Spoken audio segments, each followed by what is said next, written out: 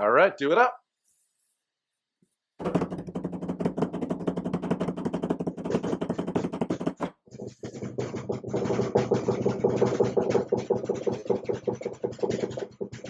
Welcome to Walk It Off, your home for sports talk every week and sometimes multiple times a week. Everything in Nashville and beyond with your hosts, Drew and Dave.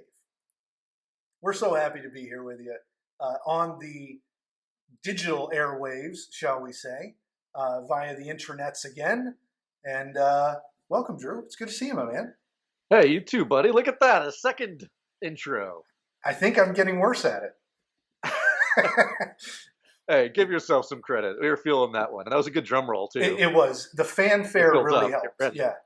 I didn't realize I was such a ham until I realized that the drum roll really filled me with adrenaline. It's a little trickier for us now that people can actually see us when we're doing these video episodes as opposed to the radio show every week. It is. Where we're safely invisible. I know. There's some security in that anonymity, but for me, it's countered by the fact that I can see you, which is 1,000 times more fun than it is to just hear your voice, even though you've got a great voice, dude. Hey, thanks, man. We're the radio professionals here. That's why we get to go there. That's right. But you're right. Before you decided to make the horrible decision of moving away from Nashville. Fair enough. We had a standard studio show, and we could play off each other's cues and all that stuff. And now after the move, it's all digital, as opposed to, well, it might have been anyways when COVID hit. We went to the one person in the studio at a time rule. No assistants, nobody answering the phones for us. Just all done ourselves. We had all that before. It still works out because you're a damn professional. Right back at you, man. Well, I will say it's a good opportunity to give you some credit because we've had to adapt there, right? Like not seeing each other. We knew our visual cues. We could look at each other. We could hand signal each other. You could flip me off, which you did all the time. This is your last show, Dave. And so we could get really aggressive with each other like that. But now your leadership, you've always led the pace of the show. So thank you for doing that. But it's been exponential since we've had to go remote because you've had to keep the pace. We can't really tell when we're going to stop. So you're the change of pace guy, which there's a sports term for our sports show. So it's been incredible to see how we've learned and adapted that way. And your leadership has been really incredible through that. So much applause to you. And I hope everybody will join me. Look at this guy. So modest. But yeah, I'm going to have to start mailing you some of our ad reads, okay? So I don't have to read every single ad on the ad. That is true. Maybe we'll get to do that one of these days. I'm not upset about that. Actually show up early and prep a little bit harder. But we miss out on our show prep times too, so it's true. Makes that a little bit more difficult. But it's good to be here. It's good to hang out. Inside baseball, we get to talk a little bit before you hit the record button. You've been the one taking care of these video episodes, which I think is why his picture looks so much better. Mm-hmm. I edit you down. I really do. I'm going to take every boost of confidence I can get. So, yeah. Well, hey, man, that's a good look. The brand new WXNA shirt. Yeah, how about that? Huh?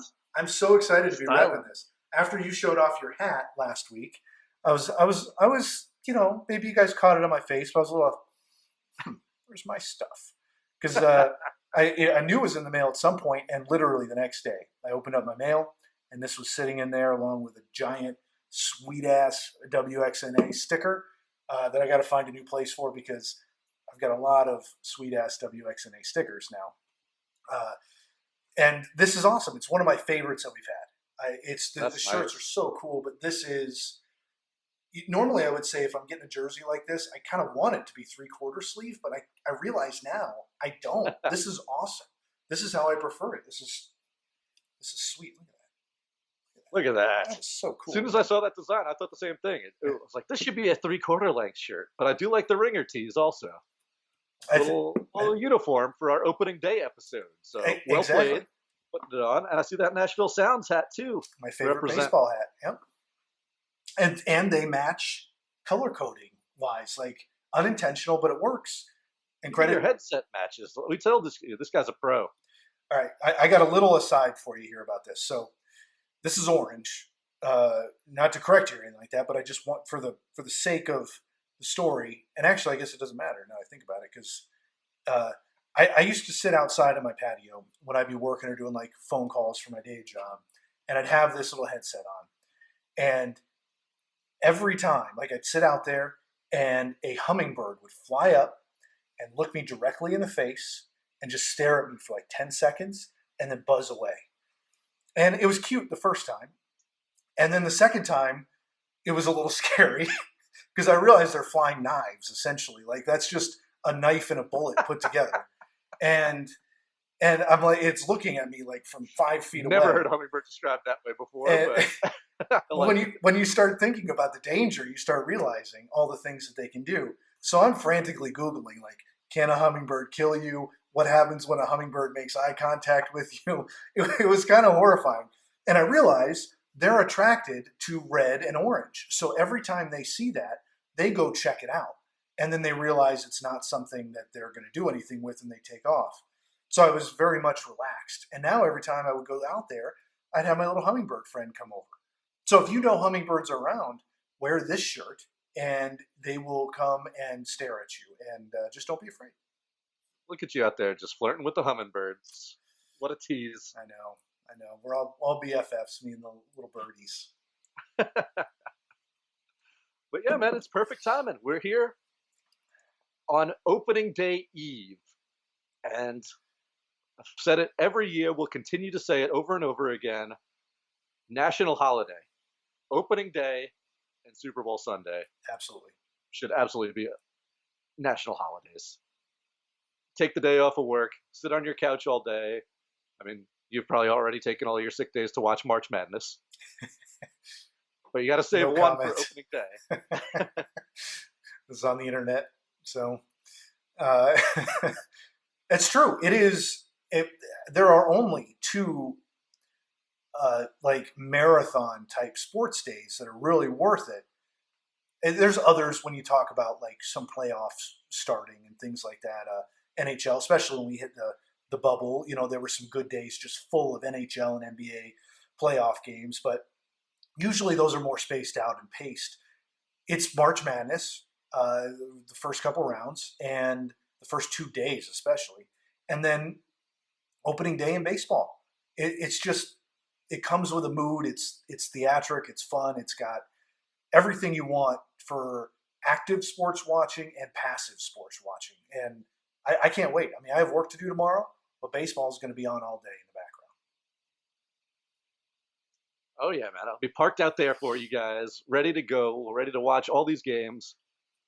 I know it's a little disappointing. We used to have our buddy Tyler in here background. on our MLB preview episode, and we would always get into a little bit of what burns my biscuits, and that's MLB not having the Cincinnati Reds have the traditional opener for opening day. That first game, that was such a great tradition. They have the parade through Cincinnati, and it's a day, it's a holiday, and that's just something absolutely beautiful to baseball that shouldn't have been taken away for just what reasons to have them play a 3 o'clock game when other teams are opening at noon Makes no sense. doesn't You can't make justify sense. it. No, not at all. But it is nice having every team is going to be opening tomorrow or today when you're probably releasing this episode and we're talking That's on true. opening day. That's true. So we'll try to expedite this one, just because of the situation there that it is opening day. But yeah, I mean, most people are going to be listening to this hopefully during the opening day festivities. Get going. Get all those games on all throughout the day. You got your noon games here in Central Time from Nashville. And of course, it's run all the way out to those West Coast time games. That's one of my favorite things about baseball. That's one of my favorite things about days like this when everybody's playing, and about a package like MLB TV that'll let you watch everything. That is cool. It doesn't matter what time you're home. Yeah, There's going to be that day game, there's going to be the primetime games, and then you can go and watch a West Coast game all the way, stay up at night. We've mentioned that before on the show. Nashville, you've got your favorite teams for most people in Nashville, and it's going to be that triangle. It's going to be your Atlanta Braves, your Cincinnati Reds, and your St. Louis Cardinals for most people. But there's also plenty of Cubs fans, and there's plenty of true. the superstation stuff like that. People who just grew up watching those games because they were on TV. And then you've got all the transplants, like both of us, even though, hey, been here almost 15 years now. We love our Nashville teams, played for our Nashville teams, but always represent my hometown team when it comes to it. That's right. So you got to watch all your games, but a recommendation for everybody is have a West Coast team. Pick a team that you like out there, whether it's the San Francisco Giants or the Seattle Mariners, or my American League team going back to the Bash Brother days, the Oakland Athletics, especially when they were here as a Nashville Sounds parent club, because then you get to watch those extra games late at night and have a little something to cheer for. That's a great Get point. invested in that as well. That's a really great point. And it's kind of the same theory of fantasy sports. It's one of the revelations that happened to me when I started fantasy football over a decade ago. And I'm realizing now, getting into my third year of fantasy baseball, that it gives you a reason, just like we talked about it with the bracket too. It gives you a reason to appreciate other teams. We did it with the EPL, with the Premier League. But we talked about it a few times. I don't Yeah. know if it stuck for me as much as it did for you, but Well, then your team got relegated. I know. Once I got relegated, I was like, but I still follow Stoke City lightly, and when they get back in, which they will, they'll be my team. I just don't get up that early on Saturday mornings anymore. So are the Diamondbacks getting relegated this year? God, if they could, Make you a Mets fan. Yeah. Invite you in on the bandwagon. Seriously, I'm gonna. They're in the running for me, right? Like I already had a West Coast team. Now the Mets are NL, so that doesn't help me that much. When it comes down to it, I'm still going to be rooting for the D-backs in the NL. As much as that pains me, the good news is they're not going to meet in the NL championship, and it's not because of the Mets. I'll tell you that much. Because the Diamondbacks are going. Everybody's talking about how bad the Pirates are going to be this year, and they're probably the basement dwellers. The D-backs always have. They kind of like the Suns have been recently. There's a lot of teams that kind of hang out in this mediocrity level. There's spikes here and there, but maybe they'll lead the NL West for a couple days, or at least be within a couple games by midseason and then drift away. But I don't expect this season to be that. It's been such an implosion, and we're going to be playing such good teams in the NL West. I mean, San Francisco is going to be solid. The Dodgers and the Padres are elite, and the Rockies are just going to be competitive against us, I'm sure, even though they're gonna struggle, especially once they trade away Trevor Story at some point. That's a hard year-to-year drop-off, man. The Diamondbacks just a year ago had that momentum from a good season before that, Yep. where you beat me in our year-long bets on which team was going to have a better record at the end of the year. Diamondbacks jumped out there, had a good season, got all that optimism, made a couple big signings, and then it just seemed to all fall off a cliff and get dismantled so quickly. And with the rise of the Dodgers as this juggernaut, even beyond what they've been winning the division, the past 130 years in a row, and then the Padres stepping it up this year to become everybody's favorite bandwagon darling. Look, there's a reason we didn't mention those two teams when we were talking about picking a West Coast team. It's true. Don't pick them. But the Padres going back to brown and yellow makes it tempting. It does, but you still got the A's in there with their uniforms. But you're right. It's like a pick six in the end zone, right? This off season was a 14-point swing. You like that?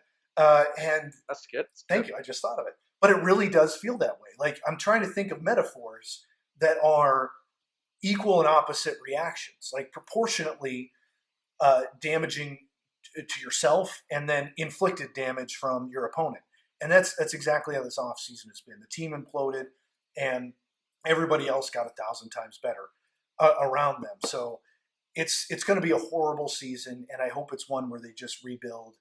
And with that said, my number two teams have always been, I really like the Brewers and I really like the Mets, and those are going to be the two that I'm rooting for, but they're NL.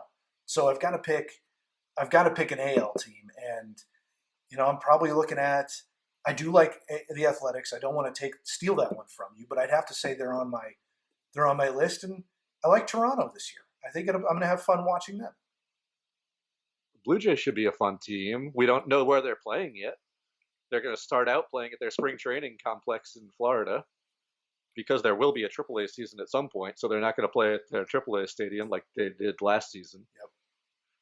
They're still hoping to play most of their games back in Canada, but we haven't seen that come to pass yet. Besides the NHL's Canadian division, there's just been the Tampa Raptors, the Buffalo Blue Jays, and maybe the Dunedin Blue Jays again this year.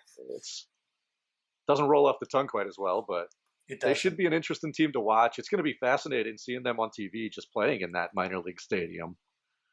With limited fans, it might not make that big a difference at the start of the year, but it could be a fascinating storyline as it all goes off. And speaking of the fans, the first major gathering sports game at a full stadium is going to be happening today with the Texas Rangers filling up their new stadiums, trying to sell every seat. Oh. You want to be shoulder to shoulder, leg to leg with your fellow fans again? No. I'm not ready for it, dude. I'm not ready for it yet. I'm looking forward to a time when that'll feel normal again, but that's going to be real scary. But hey, man, we wish them the best. Yeah, and best to everybody there. And I hope, even though I haven't read the regulations, that they do something like require, which is, I mean, infrastructure is impossible, but vaccinations for things like that. But obviously The not. passports are coming. I know, and that's reasonable in They're my not here opinion. yet.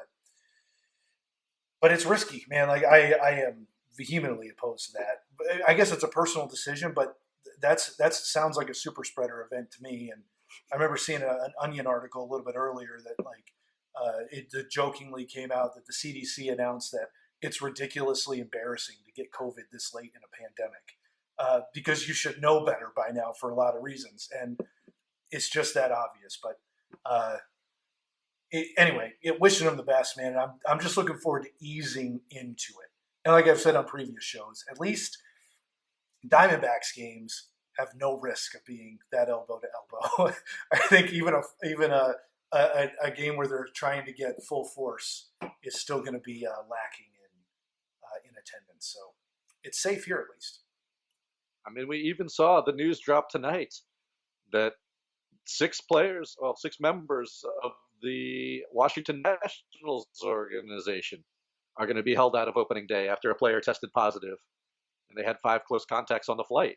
So even these players, with all the testing going on there, we're still not over this thing, and they're going to be playing without at least 5 players on opening day. There's still taxi squads for every team, and that depth is going to get tested right off the bat.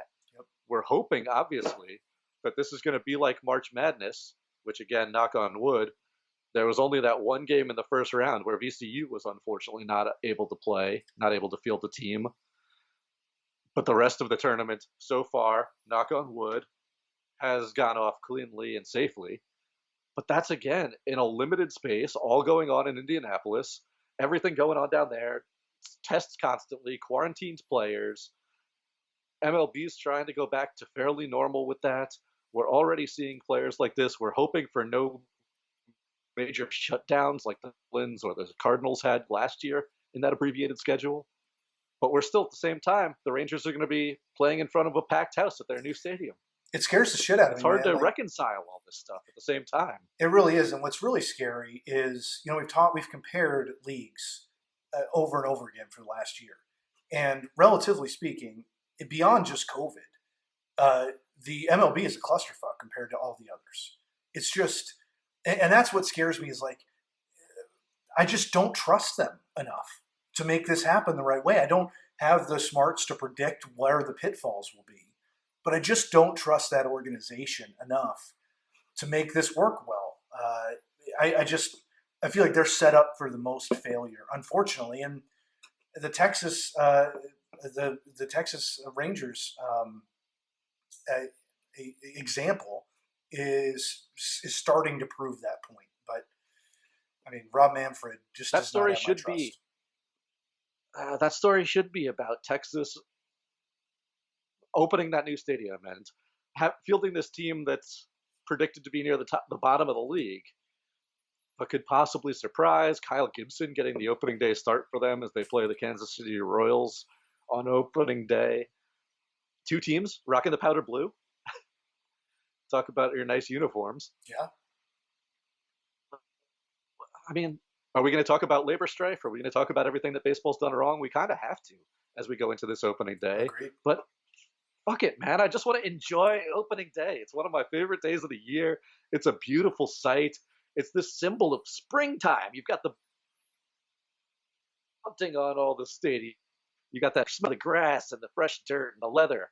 Glove day, all the beautiful new mitts and everything that are out on the field. Yeah. It's something that just makes me feel good in my soul every single year for opening day. I don't want to think about the rest of this stuff, but we got to talk about it because it's all part and parcel at this time. It is, but I think that's what's special, right? Like, is that transpires, that transcends all of those issues. And I know there's a revenue gap that comes with not having attendance, but there's also something kind of special that's happened over the last year, which is we've become accustomed to enjoying sports in a little different way. I mean, we all watch it on TV, but our perceptions kind of changed a little bit. So I think we can appreciate something like opening day on TV a lot more than even we did before, just because you don't expect to go in person. So because of the switch in our expectations, I feel like that's an opportunity for somebody like the MLB to play to that and promote it in a different way that caters to enjoying it and feeling that emotion under the current circumstances rather than trying to jam something into happening. And that's what scares me for all of them. I mean, businesses, I get it. It's money. It's required. But, you got stuff in the coffers. There's certainly ways to remedy They're this. not hurting. Again, we've mentioned this before. As much as the revenue, it sucks losing that much revenue, obviously. If you own an MLB team, you are fine financially. I'm not worried about you. Yep. We're still seeing the big contracts get thrown around. I mean, we're down to the deadline right now, and it looks like 325 million is not going to be enough for Francisco Lindor right now to get him locked up. That blows my I mean, mind. that's a hell of an offer, especially if you take that as an extension, adding on to his 22.5 million he's making this year. I mean, a risky yeah. move by Lindor, I think. Personally, you'd love to get him signed. Really enjoyed seeing him this spring as a Met. Seemed to have really seamlessly joined that team, and a team with a guy like Brandon Nimmo. You got all these smiles going around. It's what you love about baseball. Wearing the Coming to America shirt when he goes to Queens. It's beautiful. It's a fun thing to see. Fit right into that clubhouse. You hate to see it fall apart over a couple $1,000,000. Steve Cohen's got all the money in the world, supposedly. It's time to make a deal happen. But again, you look at that offseason. I don't want to talk about skipping ahead a whole season when we're on opening day, but that shortstop class next offseason. If you still have Lindor as a free agent, Carlos Correa, Javi Baez, Corey Seager, Kyle's brother, Yeah. and of course Trevor Story, who we all expect to get traded before the season's out. That's an unfathomably great shortstop class at free agency. Yeah. And if that kind of money is out there, you're going to get one of those guys for sure. I was hoping it would be Lindor and it would be settled by the beginning of the year, but if you want to bet on yourself, bet on yourself. We saw how it worked out for Trevor Bauer last season. True. And that unreal contract that the Dodgers signed him to. Sometimes it works out, sometimes it doesn't. I mean, we all still feel bad for Boogie Cousins. That's one of the all-time cautionary stories in my book. Yep. Playing out that last season, hoping for a max contract, and it's been nothing but injuries and veteran minimum since. It is tough, and that's the risk, especially if players take on so much inherent risk with just injury, and there's a lot of variables to them performing well that aren't always in their control. But you always want to see a player take back control of their career as much as they can, because it's a scratch and fight battle for them to do that. They have such a limited time to play, and they have less power unless you're somebody like Francisco Lindor, who's in the top tier of having power. And it's good to see him exercising it to the degree he can. Would I turn that down? Hell no. But it's a different scenario, and I assume he's waiting on that market class, on that class of free agents next year to reset a market value, especially if revenues It's start coming in and things like that. So, and besides betting on himself, which I'm also pretty happy about because I've got him on my fantasy team. So, if he's going to try to prove himself in 1 year beyond what he's already done, uh, might as well do it while his stats are earning me some W's. maybe a sleeper MVP pick if you believe True. in the Mets offense this season and that lineup. He's got some big protection behind him. But Tatis's giant extension was basically the baseline that we thought. This deal, while being less as the big number, the headline number, that Mm-hmm. 340 versus 325 million, is a lot more per year Yeah. as an offer. He is that little bit older. You'd think they'd be able to find that common ground. But again, another point of that is that Lindor is a player representative. He's active in the players union. And with the CBA coming up after this season, the bitterness between players and ownership and the league is at such a high point right now. It's hard to think he will do anything besides maximum what he wants value at this point because he has an example to set. It's We're true. talking about a league right now that is so petty in its argument against the players that there's no DH in the National League this season when there wasn't last year, and everybody knows there's not going to be next season about this part of the new CBA. But Major League Baseball says, hey, players, we're not giving you the DH in the National League unless you give us the expanded playoffs that we had last year. And the players say, all the revenue of expanded playoffs is a way bigger bargaining chip Yeah. than DH for Not half the apples to league. apples. Yeah, at all. And neither side was willing to budge without a concession before the CBA comes up to give away one of those bullets in their ammunition when they're making those arguments at the table throughout this season. So we've got 1 year for as much as a baseball purist as I am, as much as I love the National League game, it's ridiculous to not have the DH for one season right now in the middle of seasons when it was universal. Yeah. As soon as a pitcher gets hurt running the bases or gets hit by a pitch, it's going to become a whole big story again. They're already talking about it with Zach Allen having an elbow injury playing that, and that's just one small drop in the bucket to start the season.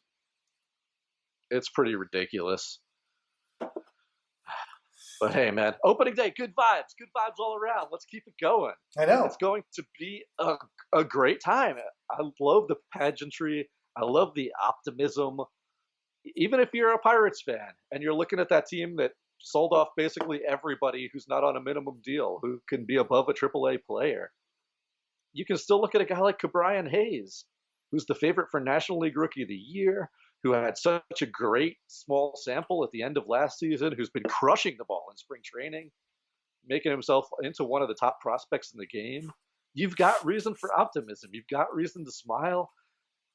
Anybody can look at their team right now and feel good about it, even if that's completely unrealistic, as it's with about a third of the teams in the league. You can find some hope, and we've talked about that so much on our show, which is one of my favorite topics, is that just look at prospects, look at their farm teams, look at everything they're building.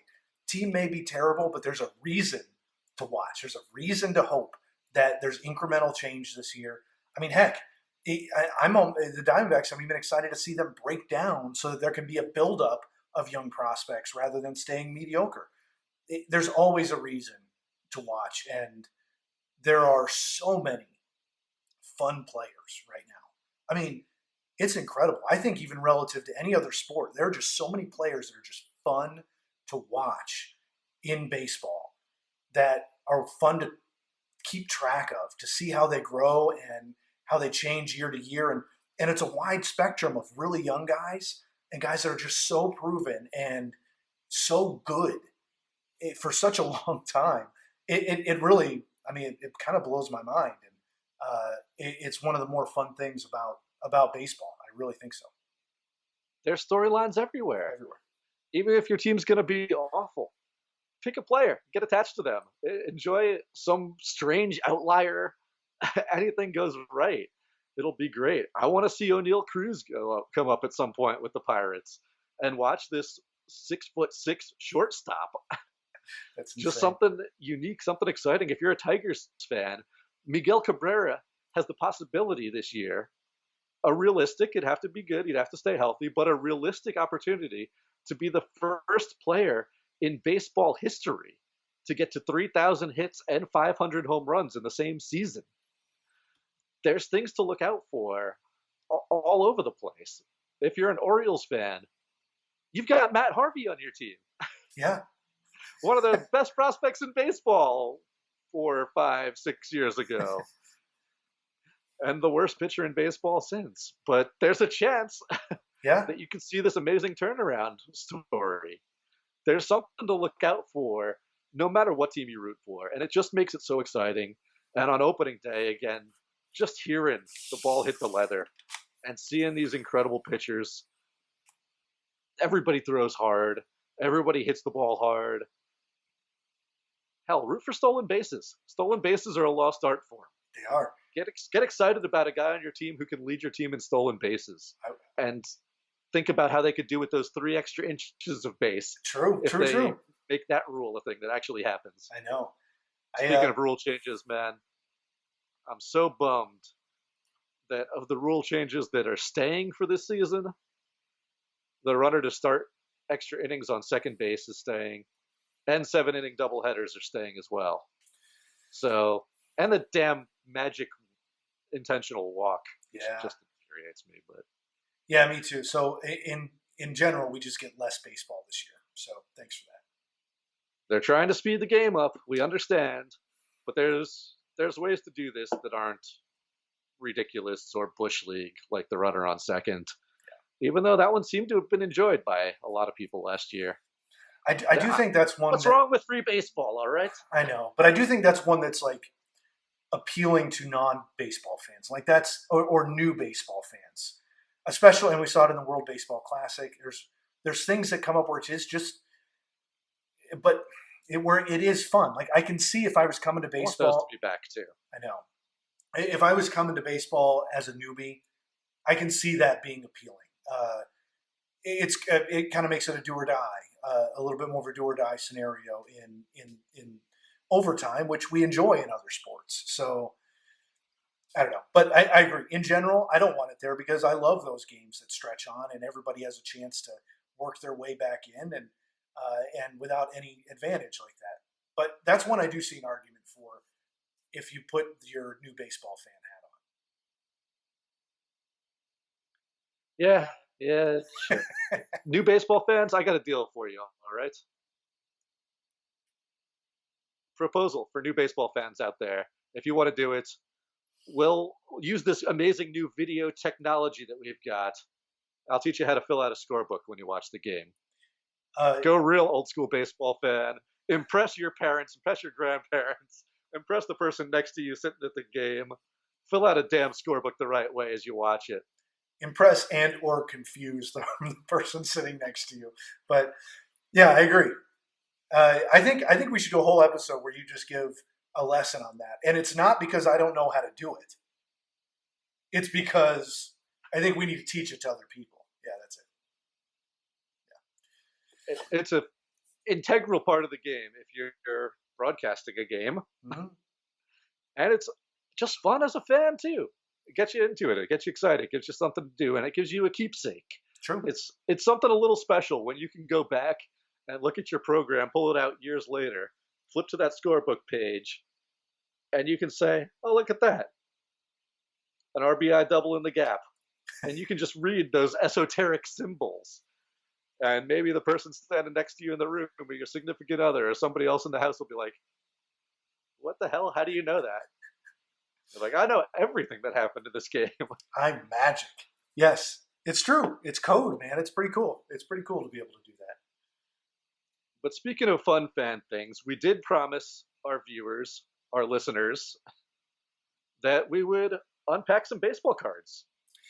We I don't did. know about you, man, but going all the way back through childhood and still today, there's something that's soothing, there's something that's calming, there's something that's zen and just fun about opening up a sealed pack of baseball cards. It's like opening day. It It's is. it's even the same word. What do you know?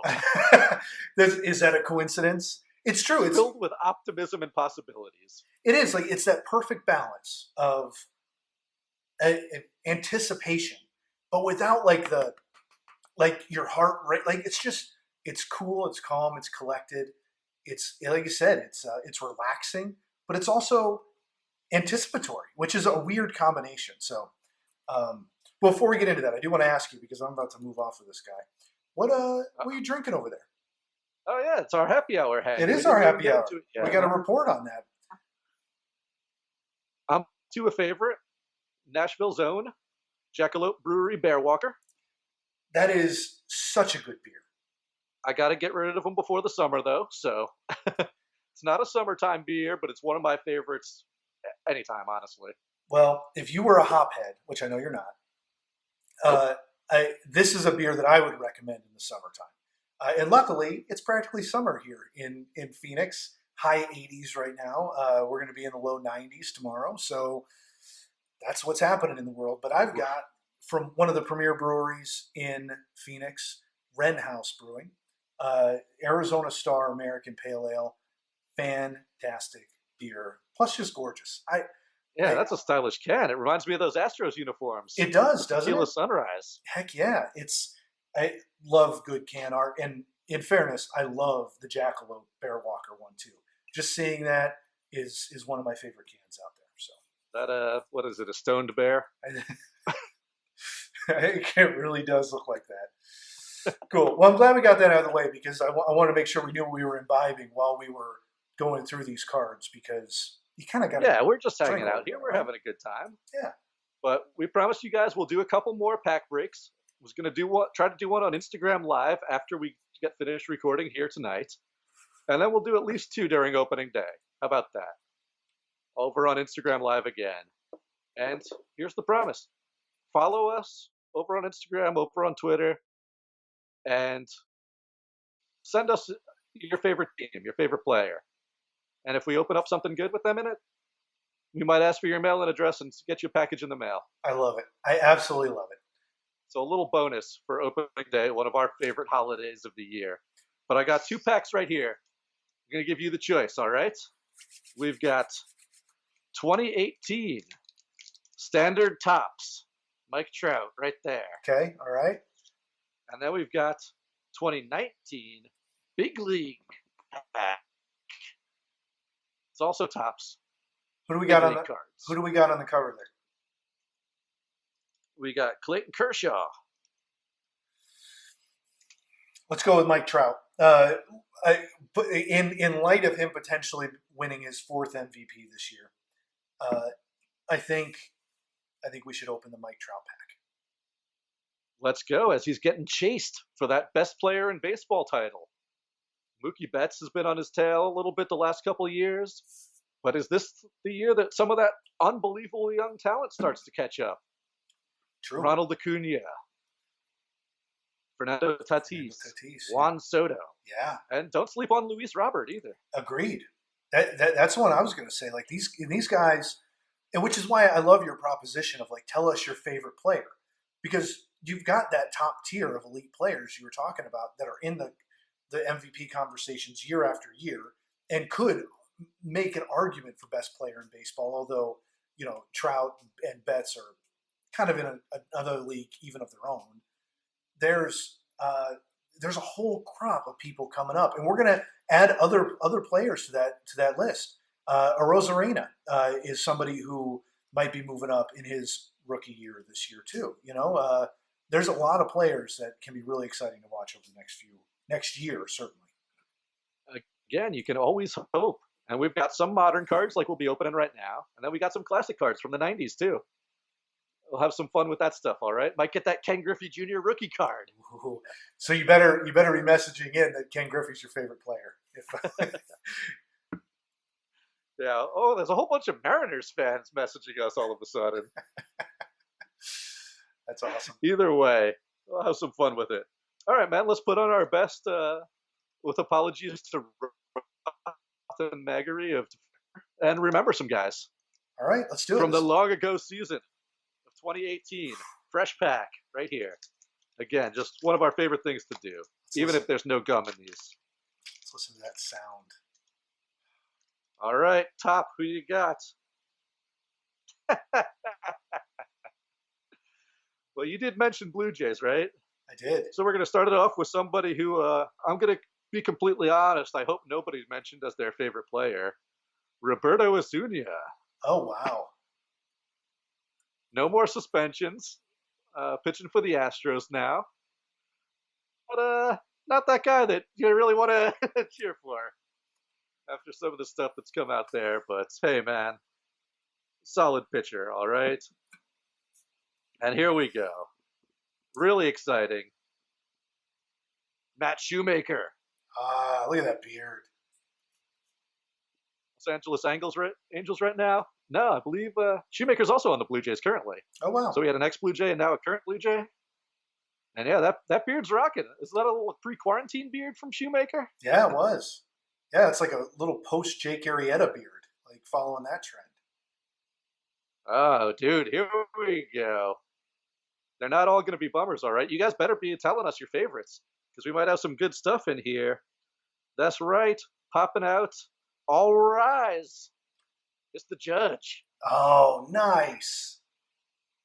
And that was Aaron Judge's rookie year, right? Is that a rookie Not card? this card right here, but this is his. This is after his rookie year Okay. because this is the league leader card of him leading the league in home runs, setting the rookie record with 52. Wow, that That was was fun. later broken by Pete Alonso. Yep, that was a lot of fun when But we went through. We did do you that. want to remember Aaron Judge's unbelievable rookie season? That's what this card will bring to mind for you, for sure. Yeah, that's a great one. Don't worry, we got some card protectors too. But hey, another exciting one. You wanted a rookie card, didn't you? I did. I was asking. Francisco Mejia, Cool. already traded twice since this rookie card on the Cleveland Indians. Part of that big trade with the San Diego Padres, and then that brought Brad Hand over. And then this year, part of the Blake Snell trade, sent over to the Tampa Bay Rays. Mejia rookie card. Someone who could maybe jump up on that possibilities, True. on all that potential that you talk about as a prospect, True. And bringing out for his third team in this young career. what a good team that. And if we do get robot strike zones. True. Well, the Rays develop talent among the best of them, so that's a great place for him to be. All right. You picked the Mike Trout pack, didn't you? And then we got in it Legends in the Making, special graphics for Mike Trout Oh, himself. all right, that's pretty cool. That's a pretty looking card. And in 2018, I feel like you're already beyond Legends in the Making. Like he's already pretty much certified Yeah, I at think that so point. too. But pretty Just cool gotta put nonetheless. a Hall of Fame resume in the first 3 or 4 years. Yeah. But there we got right there. The sole player who on his 26th birthday had more than 190 home runs and 150 stolen bases. Dude's incredible. I mean, we forget Legend how in the incredible making. he is. You know, if you're a real baseball nerd too, the back of the cards can also be just as fun as the front sometimes. For sure. See those little stat lines? Remember when a league leader was in italics or bold?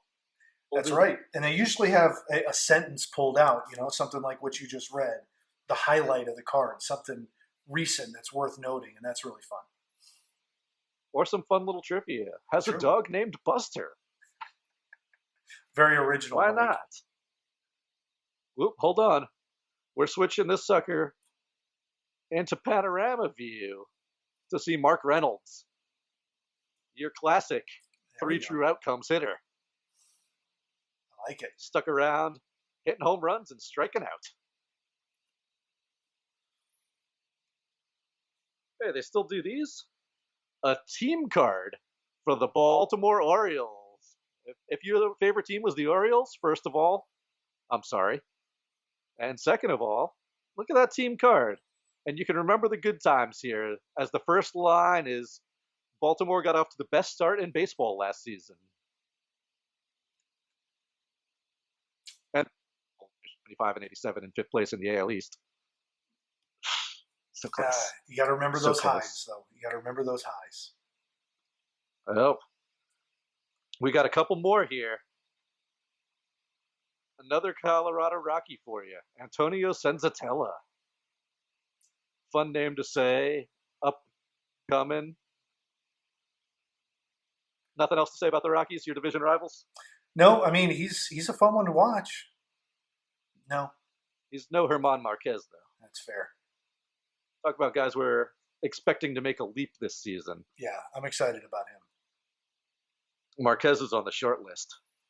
And then we've got a guy who's had a lot of stories compared to his career already. It's Stephen Piscotty. Traded from the Cardinals to the Oakland Athletics, both as a baseball move, but also as a humanitarian move to get him closer to his sick mother. And Interesting. I didn't Piscotty know that. quickly became a fan favorite over in Oakland, where he's still playing, trying to again back up on some big time promise.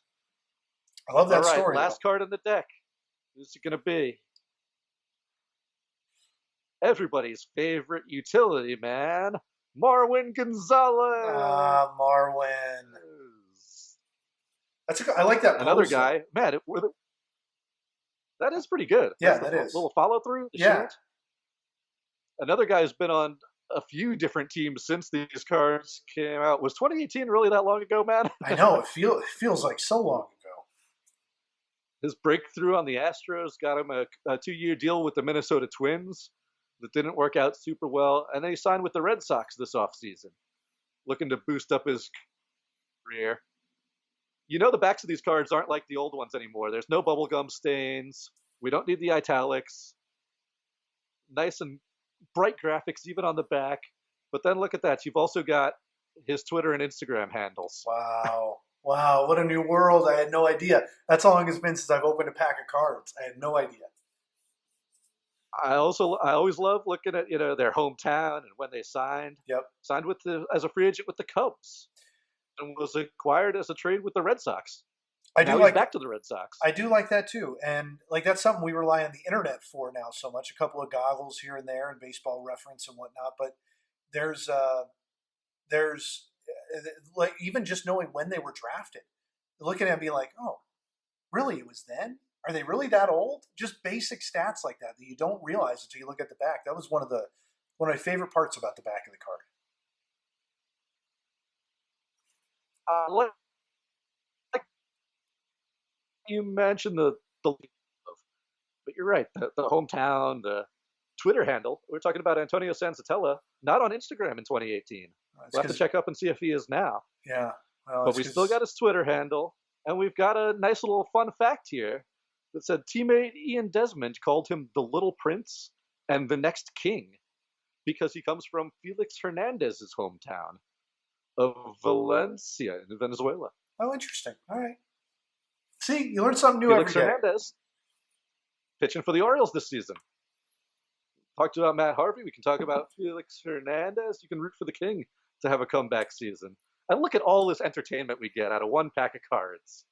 No relics in there, no autographs. But maybe we're saving those for the Instagram Live pack breaks. Who knows? That's the beauty, is the discovery, man. I love it. I love it. That was a lot of fun. Thanks for doing that and for saving those cards for that long. What felt like a decade, but was only a few seasons, to share those with us. Oh yeah, we'll have some fun with that. I really enjoy that, man. I could do that all day. Yeah, me too. We're gonna have to reprise that. I'll pick up some new packs too, which will be a lot of fun, and pitch you on the idea of going through some of the old cards we've collected too, which would just be a fun exercise for me. But I think be reminiscent for a lot of folks listening. I imagine who have collected cards before, and now it's kind of coming back into vogue. No doubt about it, man. It's just something that's fun for us, and it's exciting. And hopefully, you guys out there listening or watching, we got a big Francisco Mejia believer out there. Let us know at Walk It Off Radio on Instagram and on Twitter, which is on the back of our baseball card. It would be if it was there, yeah. Our business card. You gotta flash one of those. Should have had that ready for you. I know. Hey, but hey, We've got those and stickers though, so If those may come with you. if you're that big Mejia fan, let us know. Slide that thing into a little protective case for you and get it out to you in the mail. Well, presents for our listeners there. I like that. So we'll have some fun with it. Happy opening day, everybody. It's a great time. I cannot wait. So share your stories, share who you're following this year, because there's so many people to choose from, and we'll be keeping you up to date throughout the whole season. That's what I'm most excited about, is all these baseball conversations to come. No doubt, man. And we'll be talking about everything else as well. So tune in, of course, every Sunday night on WXNA when we hit the airwaves on 101.5 FM right here in Nashville, Tennessee, or anywhere worldwide, even Arizona. Even Or you can hear Arizona. it on the X at WXNAFM.org streaming. So go ahead, check it out. Listen, this Sunday's going to be exciting, man. We'll have Final Four to talk about. Oh my gosh, we've got a lot going on. Yeah, I cannot We've got wait. the Preds stepping it up. We've got the Grizzlies fighting for playoff position. And the NFL draft's only a month away. Everything's happening. It's always happening. It is And we're always here to happening. tell you about it. We love our job. No doubt. Here's to you, man. Here's to everybody listening. Here's to giving us a chance to talk sports all the time, multiple times a week now. Not to say we don't do it off the air too, because we do. This is a blast. So we can't wait to do it again. And as always, your feedback, not you, Drew. Your feedback is also very important. But your feedback as listeners 5 and stars watchers. for you, man. Thank you very much. That's all I ever wanted. You'll be my only vote. But as long as it's a 5-star average. We want feedback though. walkitoffradio@gmail.com, walkitoffradio.com, Twitter, Instagram, walkitoffradio. Holler at us. Share what you're into. We can and will adapt to what you're into, because this is all about barroom banter, and we want to invite you in like you're one of our friends sitting down at the bar with us. So come at us with Cheers. a topic. Let's do it. Here's to you. And let's go Nashville Sound season. That's right. No more delays. I'm ready. That's right. Cool. We'll see Ready to be y'all. back at the ballpark. We'll see you on Sunday again with baseball in hand. Cheers.